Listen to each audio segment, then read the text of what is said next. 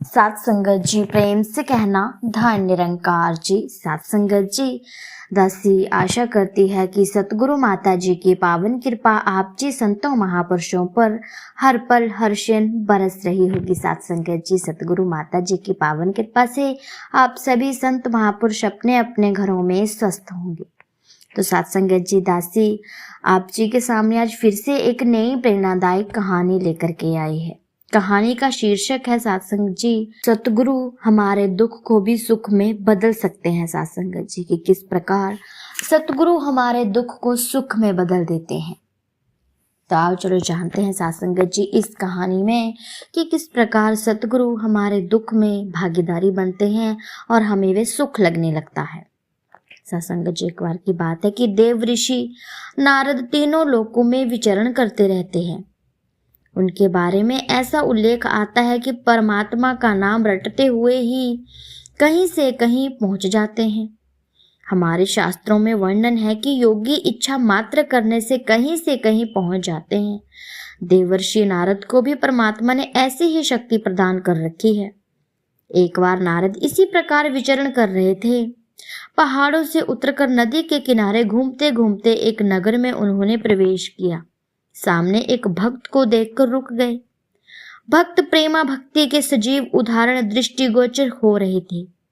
वे प्रेम विभोर होकर नाच रहे थे और गा गाकर हरि कृष्ण श्री हरि का जाप कर रहे थे। उनकी मस्ती अलौकिक थी। भाव विभोर होकर वे शुद्ध बुद्ध खो बैठे थे। उनके आसपास भी काफी लोग उनका अनुसरण कर रहे थे। नारद रुककर भक्त की अवस्था देखने लगे। भक्त ने सामने नारद को देखा तो चेतन होकर प्रणाम किया। भक्त से मिले तो भक्ति का आनंद दुगना हो जाता है। भक्त की मुद्रा से यह स्पष्ट था। आनंद तिरेक होकर भक्त बोले, महाराज कहाँ जा रहे हैं आप? नारद बोले, बैकुंठ जा रहा हूँ वत्स, वहीं प्रभु के चरणों में पहुंचकर प्रणाम करूंगा। भक्त बोले, एक विनती मेरी स्वीकार करें। नारद बोले, कहिए आपकी क्या विनती है?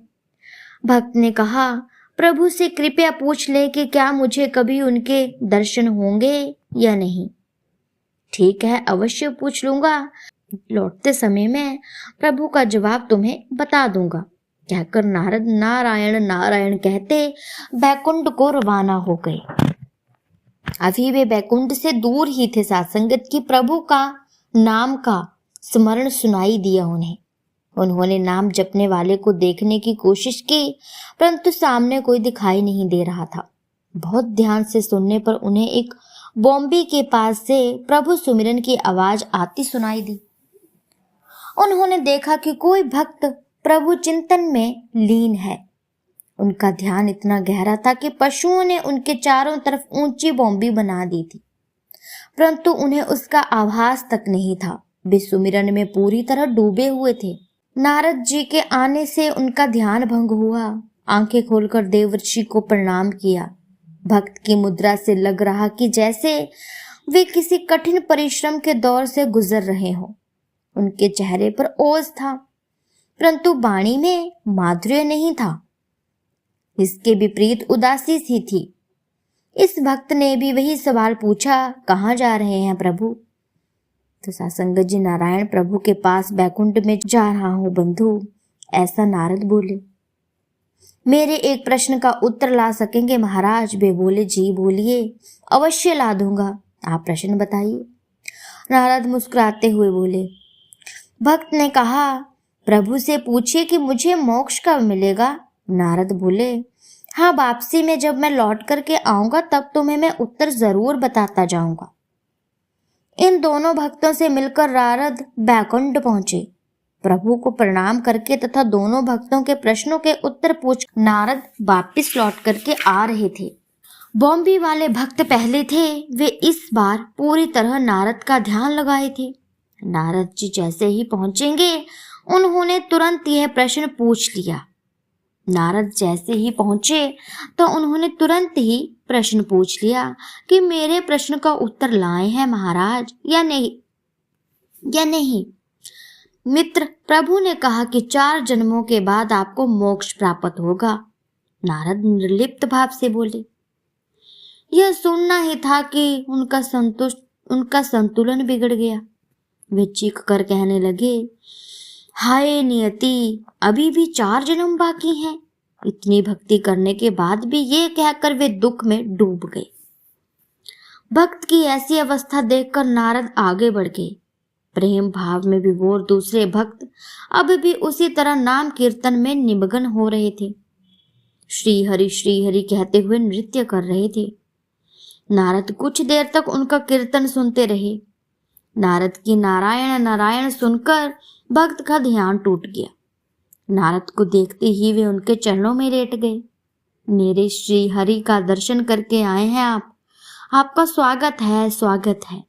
भक्त प्रेम विभोर होकर बोले, हाँ भाई, मुझे श्री हरि का दर्शन हुआ, सब संताप मिट गए। मैंने आपका प्रश्न भी पूछा था। नारद बोले, धन्य भाग, आपको इस अभागे का ध्यान रहा। मेरे धन्य भाग। हाँ तो प्रभु ने क्या कहा? भक्त उसी मस्ती में बोले, वह सामने इमली का पेड़ देख रहे हो ना, इसमें जितने पत्ते हैं उतने ही जन्म आपको लेने पड़ेंगे, तब प्रभु का दर्शन आपको होगा। कहकर नारद प्रतिक्रिया देखने को रुक गए। आहा, प्रभु के दर्शन मुझे होंगे तो सही, बहुत कृपा है प्रभु की, दर्शन होंगे, मेरे प्रभु के दर्शन होंगे। इतने जन्म तो यूं बीत गए, कहकर भक्त मस्ती से सराबोर हो गए। वे और भी तेजी से गाने लगे, श्री हरि सासंग जी। उस भक्त को कोई दुख नहीं हुआ। वे और भी ज्यादा खुश हो गए कि मुझे दर्शन होंगे तो सही, लेट ही हो पर होंगे तो सही। नारद उसकी ये अवस्था देखकर चकित रह गए। एक तो 4 जन्मों की बात सुनकर रोने लगा और एक है कि सैकड़ों जन्मों की बात सुनकर नाच रहे हैं। धन्य हो प्रभु, कैसी विचित्र तुम्हारी लीला, वे सोचने लगे। भक्त तुम तुरंत मुक्त हुए, तुम्हारा बैकुंठ में अभी प्रवेश होगा। आकाशवाणी हुई। नारद चौंक पड़े। यह आशावादी दृष्टिकोण की जीत थी सासंगत, ज्ञान पर प्रेम की जीत थी। भक्तों का यह आशीर्वादी दृष्टिकोण ही उन्हें कभी दुखी नहीं होने देता सासंगत जी। उनके अंदर इतनी क्षमता होती है कि वे दुख को भी सुख में बदल देते हैं। सब्र और शुक्र का उनका जीवन दर्शन उन्हें सुखों में निमग्न रहता है सासंगत जी। तो सासंगत जी, इस कहानी से हमें यही सीख मिल रही है कि यदि हम प्रभु लीला में मस्त रहेंगे सासंगत जी, जो सतगुरु जी वचन कहते हैं हम उन पर अड़े रहेंगे, टिके रहेंगे सासंगत जी, उनके कहे अनुसार चलते रहेंगे सासंगत जी, उनकी बातों पर अमल करते रहेंगे, तो हमारे जीवन में दुख कभी आएगा ही नहीं।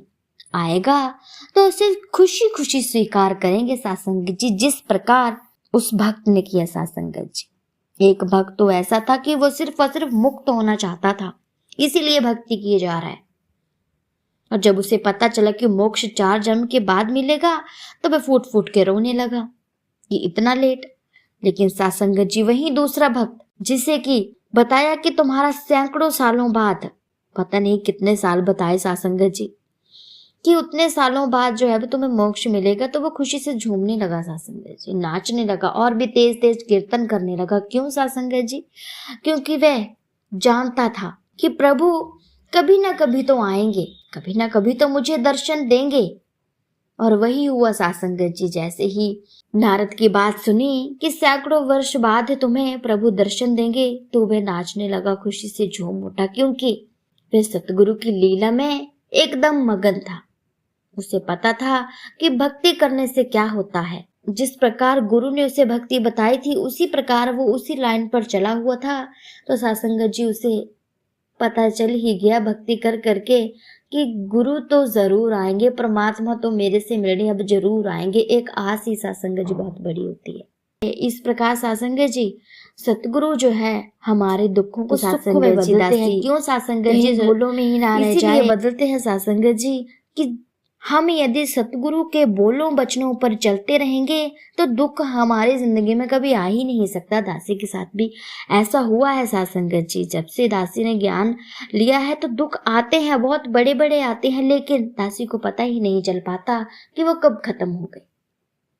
दासी की जिंदगी में भी ऐसी कई घटनाएं हुई हैं साथ संगत जी, जो आप जी के सामने अब शेयर नहीं कर सकती, लेकिन आपको इतना अनुभव से बता सकती हूँ कि ऐसा होता है साथ संगत जी। जब से गुरु का ज्ञान लिया हुआ है तब से दासी की जिंदगी में खुशियां ही खुशियां आ गई है साथ संगत जी। दुख आते हैं तो पता ही नहीं चलता कब चले गए।